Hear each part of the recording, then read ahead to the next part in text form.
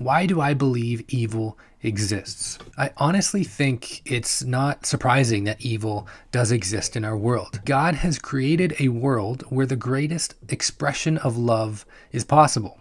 The greatest expression of love is a love that is freely given. The truest form of love is love that is free. You cannot force someone to love you. You cannot manipulate someone into loving you. Otherwise, it isn't truly love. This would be tantamount to Stockholm Syndrome. Stockholm Syndrome is where someone who is a captive develops feelings for their captor.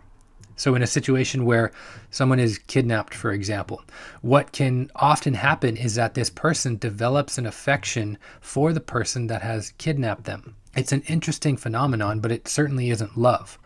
I strongly believe that God has given us the ability to love him freely, because this is the truest form of love. It isn't coerced, it isn't forced upon us. Here's where the potential for problem can arise. If you create a world where the truest form of love is possible, being free to love, then by default, the opposite is also a part of that created world. If we are free to love, this means that we are also free to not love.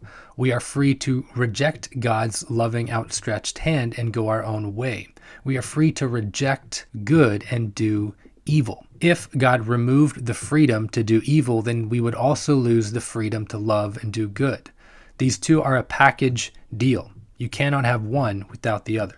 Herein lies the reason for evil in this world. We live in a broken world because we have decided to abuse our freedom and reject God to go our own way. The fact that we abuse the freedom God has given us isn't his fault. Our freedom is an amazing gift from God because he's created everything. He created us. He literally holds us and everything together. We have no life outside of him. And yet he still provides us with the freedom or the option to accept him or reject him.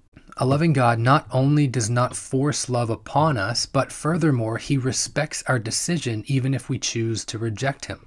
God will not force you to be with him if you don't want him. If humanity freely chooses to engage in evil activity, the responsibility is on us. We cannot look to blame God until we first take responsibility for our own actions.